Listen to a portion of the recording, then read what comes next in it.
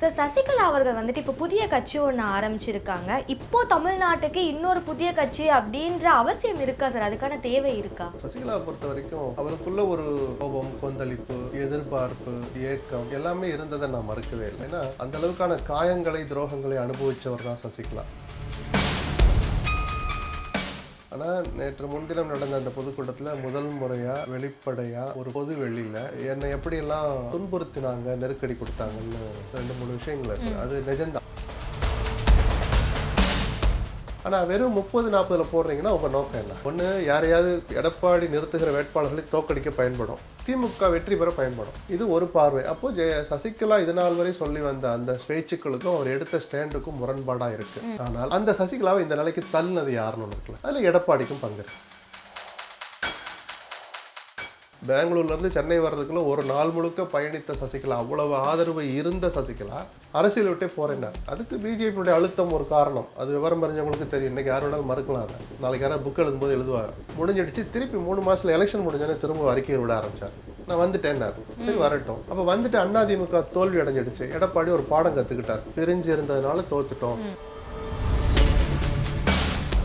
எந்த தலைவரும் அந்த வார்த்தையை சொன்னதில்லை. எனக்கு பின்னால் தமிழ்நாட்டு மக்கள் இருக்கிறார்கள்னு சொன்னால் அது தன்னம்பிக்கை கலந்தது. அந்த மக்களுக்கு வழிகாட்டுகிற தலைவன் சொல்கிறான்னு எடுத்துக்கலாம். விஜய்க்கு தகுதி இருக்குன்னே கூட நம்ம எடுத்துப்போம். ஆனால் என்ன விமர்சித்தா தமிழ்நாட்டு மக்களை விமர்சித்தது மாதிரிங்கிறது சிறுபிள்ளைத்தனமானது, முதிர்ச்சியற்றது, திமிர்த்தனமானது. நிச்சயமாக அது திமிர் தான். என்னை விமர்சிக்கவே கூடாதுன்னு சொல்ல வர்றாரு. நீங்கள் அவ்வளோ பெரியால.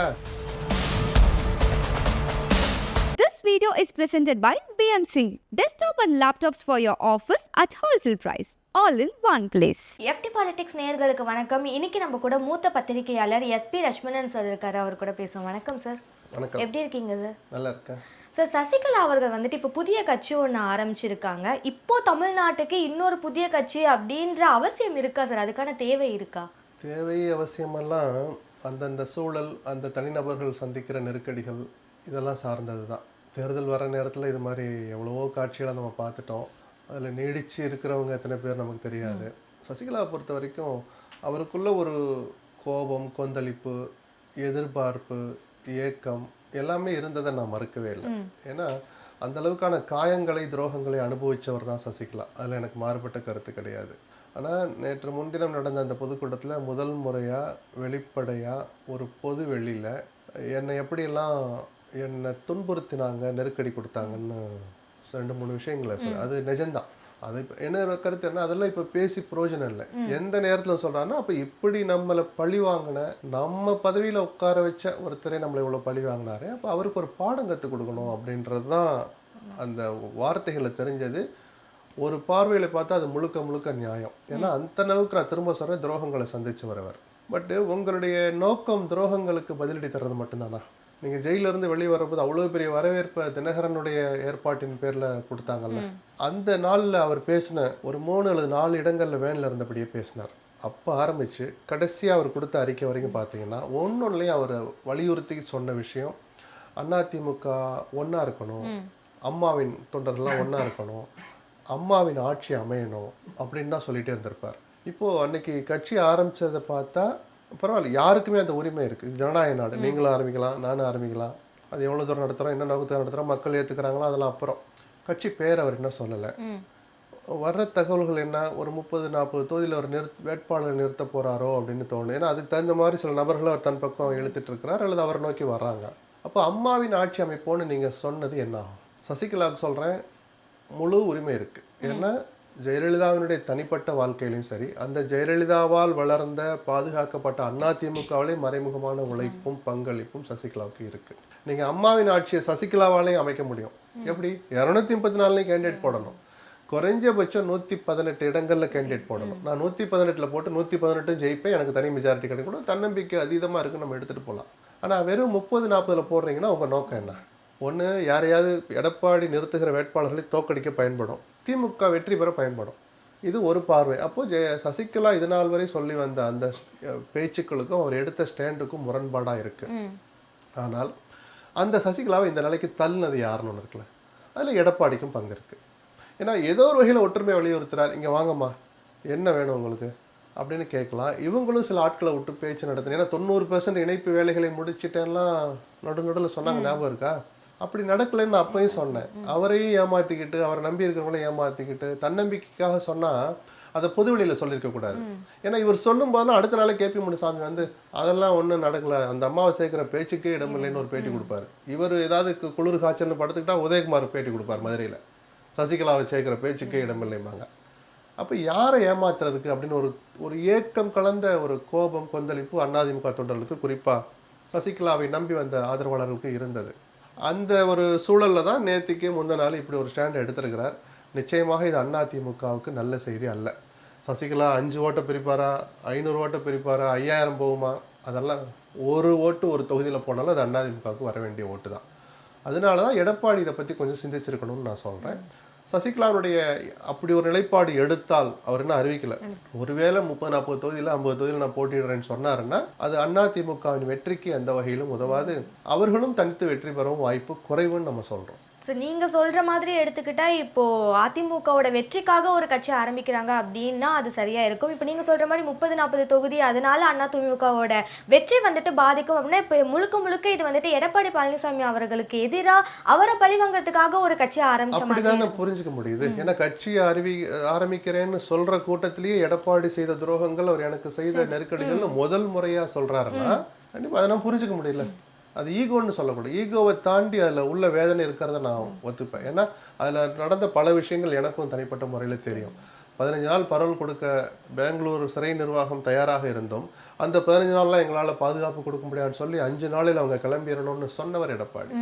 ஆனால் என்னோட கருத்து என்னன்னா, நானும் அதெல்லாம் பல நேரங்களில் பேசினேன். இப்போ அதை பேச வேண்டிய அவசியம் என்ன வந்துச்சு? நீங்கள் 2021 தேர்தல் அப்போ உங்களுக்கு நினைவு இருக்குமான்னு தெரியல, நான் அரசியலை விட்டே ஒதுங்குறேன்னு ஒரு அறிக்கை விட்டுட்டு போயிட்டார். தேர்தல் ஜுரம் தொடங்கி யாருக்கு என்ன இடம் எந்த அணின்லாம் பேச்சு நடந்துட்டு இருக்கிறப்போ திடீர்னு சசிகலா பெங்களூர்லேருந்து சென்னை வர்றதுக்குள்ள ஒரு நாள் முழுக்க பயணித்த சசிகலா, அவ்வளவு ஆதரவு இருந்த சசிகலா அரசியலை விட்டே போறேன்னார். அதுக்கு பிஜேபியுடைய அழுத்தம் ஒரு காரணம். அது விவரம் தெரிஞ்சவங்களுக்கு தெரியும். இன்னைக்கு யார் வேணாலும் மறுக்கலாம். அதை நாளைக்கு யாராவது புக் எழுதும்போது எழுதுவாங்க. முடிஞ்சிடுச்சு. திருப்பி 3 மாசத்துல எலெக்ஷன் முடிஞ்சோன்னே திரும்ப அறிக்கையை விட ஆரம்பிச்சார். நான் வந்துட்டேன்னார். சரி வரட்டும்.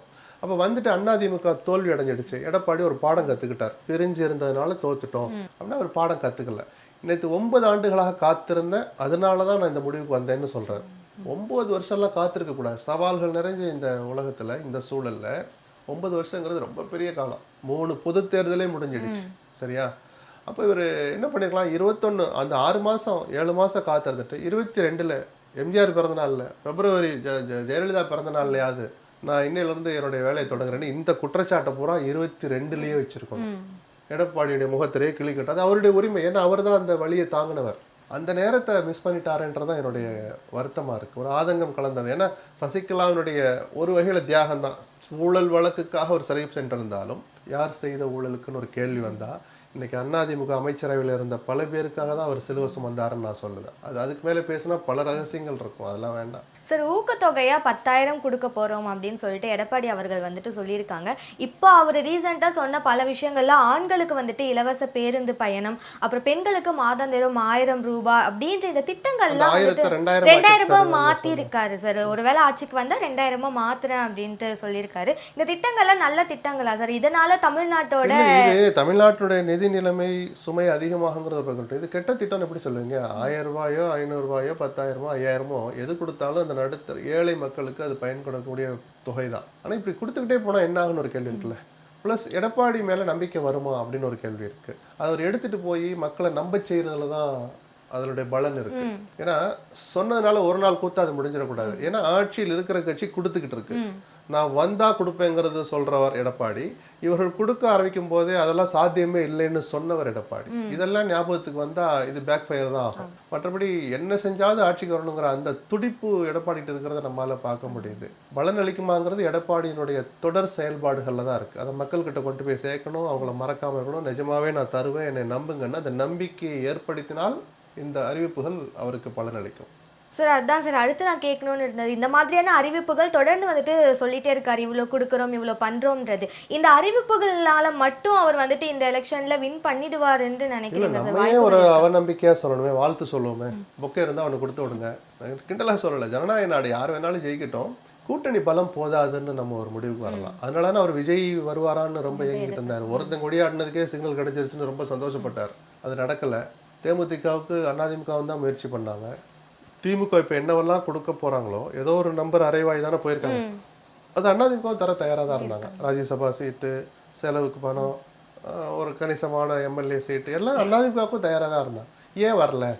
அப்போ அவங்க ஜெயிக்கிற கூட்டணிக்கு போகலான்னு பிரேமலதா நினைச்சிருக்கலாம். பெரிய கொள்கையெல்லாம் ஒன்றும் கிடையாது. அதிமுக திமுக என்ன பெரிய கொள்கை மாறுபாடு இருக்குது? அதெல்லாம் ஒன்றும் இல்லை. அந்த ஏமாற்றம் எடப்பாடிக்கும் இருந்திருக்கலாம். அது ஒருவேளை அதிமுக தொண்டர்களுக்கு கொஞ்சம் ஏமாற்றமாக தான் இருந்திருக்கும். ஆனால் இது ஒன்றுமே இல்லாதன்னு சொல்ல மாட்டேன். கிட்டத்தட்ட பாமகவின் பெரும்பகுதியை நிர்வாக ரீதியாக தன்வசம் வைத்திருக்கிற அன்புமணி, எடப்பாடி ஒரு காலம் ஏற்றுக்க மாட்டேன்னு சொன்ன தினகரனும் அந்த அணிக்கு வந்தது. தினகரன் வந்தனால அந்த அணியினுடைய வெற்றி உறுதியாயிடுச்சு அப்படி சொல்ல மாட்டேன். அவரும் வந்தது நிச்சயமாக கூடுதல். எந்த அணிக்கு ஒருவர் வந்தாலும் அந்த அணிக்கு அது கூடுதல் பலம் தான். ஸோ அந்த அடிப்படையில் ஒரு அணிக்கு எந்த கட்சி வந்தாலும் பலம் தான்ங்கிற போது அன்புமணியினுடைய தினகரனுடைய வருகை என்டிஏவுக்கு அதிமுகவுக்கு பலம் தான். தேமுதிக வந்தால் கூடுதல் பலமாக இருந்திருக்கும். விஜய் வந்தால் வெற்றி உறுதி அப்படிலாம் இருந்தபோது அந்த ரெண்டும் நடக்காத போது ஒரு ஏமாற்றம் இருக்குங்கிறத மறுக்கலாம். ஆனாலும் இது வலுவான அணிங்கிறத நான் மறுக்க மாட்டேன். திமுகவை வீழ்த்துவதற்கான அணியானா பத்தாதுன்னு சொல்லுவேன். கண்டிப்பா சார். ஸோ விஜய் அவர்களை பற்றி பேசுனீங்க. இப்போ ரீசெண்டாக சேலமில் நடந்த ஒரு மாநாட்டில் அவர் பேசின அந்த ஒரு ஸ்பீச் வந்து இப்போ ட்ரோல் மெட்டீரியலாக மாறி இருக்கு சார். அவர் வந்துட்டு நான் தான் தமிழ்நாடு அப்படின்ட்டு சொன்ன ஒரு விஷயம் வந்துட்டு வேலூர்ல பேசின பேச்சு அது கொஞ்சம் திமிர்த்தனமான பேச்சு தான். எந்த தலைவரும் அந்த வார்த்தையை சொன்னதில்லை. எனக்கு பின்னால் தமிழ்நாட்டு மக்கள் இருக்கிறார்கள்னு சொன்னால் அது தன்னம்பிக்கை கலந்தது. அந்த மக்களுக்கு வழிகாட்டுகிற தலைவன் சொல்றான்னு எடுத்துக்கலாம். விஜய்க்கு அந்த தகுதி இருக்குன்னே கூட நம்ம எடுத்துப்போம். எந்த தனிநபரும் அப்படி நம்ம யாரும் குறைச்சி மதிப்பிட நான் விரும்பலை. ஆனால் என்ன விமர்சித்தா தமிழ்நாட்டு மக்களை விமர்சித்தது மாதிரிங்கிறது சிறுபிள்ளைத்தனமானது, முதிர்ச்சியற்றது, திமிர்த்தனமானது. நிச்சயமாக அது திமிர் தான். அப்போ என்னை விமர்சிக்கவே கூடாதுன்னு சொல்ல வர்றாரு. நீங்கள் எவ்வளோ பெரியாளா? காமராஜரோட பெரியாளா? பெரியாரோட நீங்கள் பெரியாளா? பெரியார் படாத, அவர் மீது படாத சொல்லடிகள் உண்டா? கல்லடிகளே பல நேரங்கள் நடந்திருக்கு. அதெல்லாம் தாண்டி தான் கடைசி வரைக்கும் பேசிட்டு இருந்தார். என்னை விமர்சியும் பாரு, என்னை கேள்வி கேளுன்னு சொன்னார் பெரியார். அந்த பெரியாரை கொள்கை வழிகாட்டியில் ஒரு ஆளாக வச்சிருக்காருன்னு நினைக்கிறேன். அப்போ எங்கே போச்சு அது? அதெல்லாம் சும்மா ஒரு நாடக காட்சி தானா? அந்த பெரியார் என்ன கொள்கை வச்சிருந்தால் அடிப்படை விஷயம் என்ன? விமர்சனங்களை வரவேற்றார். நான் சொல்கிறேன்னு நீ நம்பாத, நீ உன் புத்தியை வச்சு யோசி, என்னை கேள்வி கேளுன்னார். அப்போ அவர் அது 5 படங்கள் வச்சிருக்காருன்னு நினைக்கிறேன். அதில் பெரியார் ஒரு ஆள் நினைக்கிறேன். ஏன்னா எனக்கு சரியாது. அப்படி வச்சுட்டு பெரியாரை மதிக்கிற விஜய் அதில் ஒரு அடிப்படை விஷயத்தை கொடுத்து, காமராஜரோட நீங்கள் பெரியாளா? அண்ணாவை விட, எம்ஜிஆர், கலைஞர், ஜெயலலிதாவோட நீங்கள் பெரியாளா? அத்தனை பேரும் படாத விமர்சனங்கள் உண்டா? எதிர்கொள்ளாத விமர்சனங்கள் உண்டா? ஒரு பெண்ணுன்னு பார்க்காம ஜெயலலிதா மேலே எத்தனை விமர்சனங்கள் வந்தது. அதெல்லாம் தாங்கின்னு அவர் அரசியல் பண்ணார். உங்களை ஒரு வார்த்தை கூட சொல்லக்கூடாதுன்னா உங்களுக்கு எதுக்கு அரசியல்? பேச நல்லா ரெஸ்ட் எடுங்க, இன்னும் படங்களை நடிங்க. யாரு காசோ வீணாக போகுது, அல்லது யாரோ 10 ப்ரொடியூசர் நல்லா இருக்க போகிறான், நீங்களும் சம்பாதிக்க போகிறீங்க. உங்களுக்கு எதுக்கு இந்த அரசியல்? அரசியலுக்கு நான் வருவேன், ஆட்சியை பிடிக்கணும், ஆனால் என்னை யாரும் எதுவும் சொல்லக்கூடாது. வேறு கடுமையான வார்த்தைகளை பயன்படுத்த நான் விரும்பலை. முதிர்ச்சியற்ற பேச்சு அது, அவ்வளோதான். சரி, இந்த மாதிரி ஒரு அரசியல் அப்படின்ட்டு வந்தாச்சு, விமர்சனங்கள் வந்துட்டு வரக்கூடாது. ஒரு சின்ன சின்ன விமர்சனங்கள் வச்சா கூட அதுக்கு கோவப்பட்டு இருக்கப்போ எல்லாரும் அவர் என்ன சொல்ல ஆரம்பிச்சிட்டாங்கன்னா, ஒரு சர்வாதிகார போக்கு தான் அவர் கையாளுறாரு, இது வந்துட்டு அரசியலுக்கு சரியான ஒரு விஷயமே கிடையாது அப்படின்னு சொல்லிட்டு திரும்பவும் விமர்சனங்கள் தான் வைக்கிறாங்க சார். உங்களோட கருத்து? அப்புறம் என்ன கூப்பிட்டு கொஞ்சுவாங்களா அவரை? உங்களை மாதிரி இளைஞர்கள் தான் அதை பற்றி யோசிக்கணும். விஜயை ஆதரிக்கிறது ஆதரிக்கூடாங்கிற விஷயத்துக்குள்ளே நான் வரல. தாராளமாக அவர் ஓட்டு போடட்டும். அதை ஒவ்வொரு தனி மனிதனுடைய உரிமை. நம்ம ஓட்டு போட போகிறவர் அல்லது நாம் ஆதர்ச புருஷராக நினைக்கிறவர், நாம் தலைவராக ஏற்றுக்கிட்டவர் எப்படி நடந்துக்கிறாரு எந்த விஷயத்தில் அப்படி 2 நிமிஷம் யோசித்து பார்க்கணும். இளைஞர்கள் நிச்சயமாக செய்யணும். அதை தாராளமாக நீங்கள் விஜய்க்கு ஓட்டு போடுங்க. ஒரு நிமிஷம் யோசித்து பார்த்துட்டு போடணும். அப்போ நம்ம எப்படினாலும் நான் ஓட்டு தான் போட போகிறோம், ஏன் தலைவர் இப்படி நடந்துக்கிறாருன்னு தங்களுக்குள்ளேயாவது ஒரு கேள்வி கேட்டுக்கணும். புரியுதுங்களா? அதுதான் அந்த இளைஞர் சமுதாயத்துக்கும் நல்லது, தமிழ்நாட்டுக்கும் நல்லது. அந்த மாதிரியான மனப்பான்மை விஜய்க்கு மாறாத வரை அவர் அரசியலில் தலையெடுப்பது தமிழ்நாட்டுக்கும் நல்லதல்ல, விஜய் என்கிற தனிநபருக்கும் நல்லதில்லை. எங்கேயாவது ஒரு இடத்துல அவர் முட்டி மோதுவார், முட்டுச்சந்தில் போய் நிற்பார். அப்போ யோசிப்பார் நம்ம தப்பு பண்ணிட்டோம் அப்படின்னு. ஏன்னா அரசியலுக்கு வந்த உடனே எல்லாம் தெரிஞ்சுக்கணும்னு அவசியம் இல்லை. உங்களுக்கு எல்லாம் தெரியுமா? எனக்கும் தெரியாது. நமக்கு என்ன தெரியுமோ தெரியறத வச்சு சிலதை சொல்லுவோம், பேசுவோம், கற்றுக்குவோம். பத்திரிக்காரனுக்கு வேலை சாகுற வரைக்கும் படிச்சுக்கிட்டே தெரிஞ்சுக்கிட்டே இருக்கிறது தான். சரிதானா? அது மாதிரி விஜயும் ஏன் அவர் வந்தவுடனே எல்லா குவாலிட்டியும் இருக்கணும்லாம் நம்ம எதிர்பார்க்கவே இல்லையே. ஒவ்வொரு நாளும் இப்போ நேற்று நல்ல கண்ணுடைய இதுக்கு அஞ்சலி செலுத்த வந்தார்ல, இது மாதிரி 10 இடங்களுக்கு வாங்க சார் தான் நம்ம சொன்னோம். நல்ல கண்ணு பாடி எடுத்துட்டு வாங்க, என் வீட்டில் வச்சு நான் மாலை போடுறேன்னு சொல்ற கேரக்டர்ல தான் நேற்று வரைக்கும் விஜய் இருந்தார். நல்ல வேளை அவர் இன்னைக்கு அந்த வார்த்தையை சொல்லாமல் நல்ல கண்ணு இதுக்கு நேரடியாகவே போயிட்டார். இப்படி தான் 4 இடங்களுக்கு வெளியில் வாங்கன்னு சொல்கிறேன். வெளியில் வா, வெளியில் வாங்க. நாங்கள் என்ன வேணா, நான் வேறு அர்த்தத்தில் என்ன நம்ம கேட்குறோம்? அந்த சிக்னல் வந்து 2 நிமிஷம் இல்லைங்க, எல்லோரும் பார்த்துட்டு போட்டு நான் சொல்கிறோம். நல்லது கெட்டதுக்கு தலையை காட்டுங்க. நீங்கள் யாருன்னு மக்கள் புரிஞ்சுக்கணும். உங்கள் பாடி லாங்குவேஜ், உங்கள் ஓரல் லாங்குவேஜ், நீங்கள் காட்டுகிற உணர்ச்சி, வேலூர்ல நீங்க பேசுனது நாடகம். நல்ல கண்ணு உடலை பார்த்து அழுதிங்கன்னா அதுதான் இயல்பு. எங்க எதை செய்யணும், எங்க எதை செய்யறாங்கன்னு கவனிக்கிற எதிர்பார்க்கிற உணர்வு தமிழ்நாட்டு மக்களுக்கு இருக்கு. விஜய்க்கு இருப்பதை விட மக்களுக்கு இருக்கிற அந்த எச்சரிக்கை உணர்வும், என்ன சொல்றது, அந்த புரிந்து கொள்கிற அறிவும் அதிகம். இந்த ஒரு உண்மையை விஜய் முதல்ல புரிஞ்சுக்கணும். மக்களை பற்றின ஒரு தார்மீக பயம் இருக்கிறவன் தாங்க நிஜமான தலைவன். அவங்க யார் நம்மளை கேள்வி கேட்கறதுக்கு, நம்ம என்ன வேணாலும் செய்யலாம், ஒன்றும் செய்ய மாட்டாங்கன்னு சொன்னீங்கன்னா அவன் தலைவனே அல்ல. அப்படிப்பட்ட தலைவர்களை உழவ விடுவதே தவறு. அரசியல் களத்தில் ஒதுக்கி ஓரமாக உட்கார வச்சிடணும். ஸோ விஜய் அவர்கள் பேசுகிற பல விஷயங்கள் வந்துட்டு கான்ட்ரடிக்டாக தான் சார் இருக்குது. இப்போ கரூர் சம்பவத்தில் ஃபஸ்ட்டு அவர் சொன்ன விஷயம் என்னென்னா, என் மேலே வந்துட்டு வீணாக பழி போடுறாங்க அப்படின்ற ஒரு விஷயம் சொல்லியிருந்தாரு. ஆனால் அப்படியே மாற்றி இப்போ சொல்கிறது என்னென்னா, எனக்கு ஒரு ஃப்ரெண்டு இருக்காங்க, அவங்க தான் ஸ்டாலின் அப்படின்ட்டு சொல்கிறாரு. இந்த மாதிரியான மிக்ஸ்டு ஸ்டேட்மெண்ட்ஸ் வைக்கிறாரு. அவர் பழி போடுறாங்கன்னு சொல்கிறாருல்ல, யார் பழி போட்டா? ஏதாவது ஒரு வார்த்தையை சொல்லுங்கள்.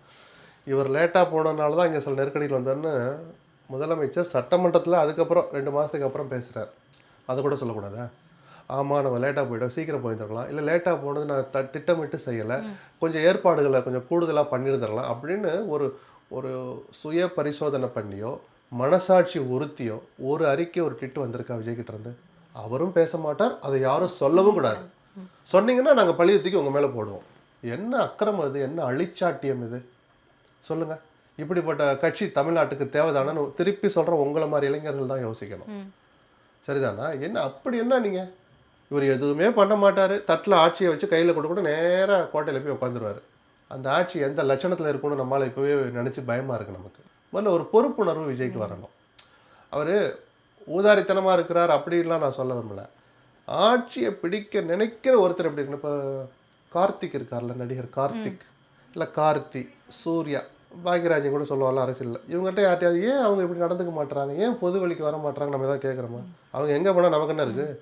அரசியலுக்கு வந்து நம்ம ஆட்சி செய்ய நினைக்கிற விஜய்கிட்ட நம்ம இதெல்லாம் எதிர்பார்க்கணும்.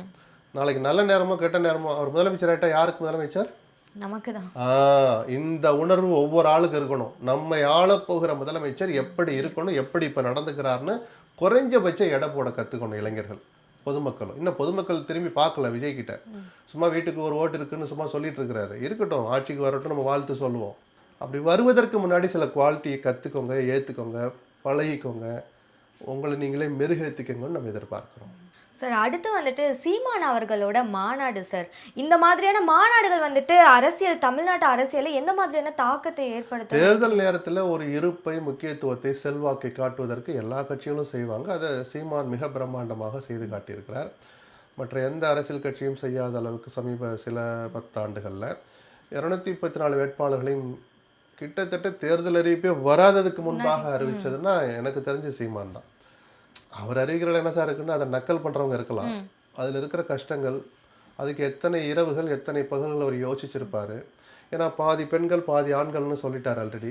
அப்போ எந்த தொகுதியில் பெண்களை நிறுத்துறது, எங்கே ஆண்கள் நிறுத்துறது? ஒரு ரிசர்வ் தொகுதியில் அந்த ராமசாமி தானே சரியாக வர்றான், அங்கே சரி அப்படின்லாம் எத்தனை யோசனைகளுக்கு பிறகு அந்த பட்டியல் ரெடியாக இருக்கும்.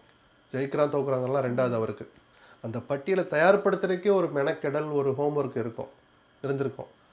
அதெல்லாம் பார்த்தா அது ஒரு வகையில் பாராட்டக்கூடிய தன்னம்பிக்கை கலந்த ஒரு முடிவு தான். தான் இதுவரைக்கும் சொல்லி வந்த விஷயத்தில் சீமான் நழுவவே இல்லை. பட் என்னென்னா 8% வாங்கி 15 வருஷ போராட்டத்துக்கு பிறகு கட்சிக்கு அங்கீகாரம் வாங்கிட்டார். அது போதுமா? 8 அடுத்து 12 தான் என் ஒரே லட்சியம்னு சொல்லுவார். 12 வாங்கி என்னதுக்கு? அது அவருடைய உரிமையாக இருக்கலாம். அதுக்காக நீ யாரோடய போய் சேர்ந்துருங்கன்னு சொல்லலாம். அந்த உழைப்புக்கும் அந்த தம்பிமார்களுடைய ஏக்கங்களுக்கும் எதிர்பார்ப்புகளுக்கும் ஒரு வடிகால் அமையணும்ல, ஒரு அந்தஸ்து கிடைக்கணும்ல. சட்டமன்றத்திலையும் நாடாளுமன்றத்திலையும் நாம் தமிழர் கட்சியோட குரல் ஒலிக்கணும்ல. அவர் யாருக்கெல்லாம் தெருவில் நின்று குரல் கொடுக்கிறாரோ அந்த உரிமைகளை அழுத்தமாக சொல்லி பேசி வாங்கி கொடுக்குற இடம் தான் சட்டமன்றம், நாடாளுமன்றம். அங்கேயும் நாம் தமிழர் கட்சியோட குரல் ஒலிக்கணும் இல்லையா? அந்த ஒரு எதிர்பார்ப்பை நான் பல வருஷமாக சொல்லிக்கிட்டு இருக்கேன். சீமான் எப்போ அந்த யோசனையை ஏற்றுக்கிறாருன்னு பார்ப்போம். சரி, இந்த 2026 தேர்தலுக்கு அப்புறம் சட்டமன்ற உறுப்பினர்கள் எண்ணிக்கையில் எங்களோடது இருக்கும். 2026 இருந்து எங்களோட எண்ணிக்கை வந்துட்டு ஸ்டார்ட் ஆகும்னு சொல்லியிருக்காங்க சார், என்டிகேல இருந்து. அதை எப்படி பார்க்குறீங்க? வாழ்த்து சொல்லுவோம். நம்ம அதை குறைச்சி சொல்லக்கூடாது, நக்கல் பண்ணக்கூடாது. இல்லை, ஜனநாயக நாடு.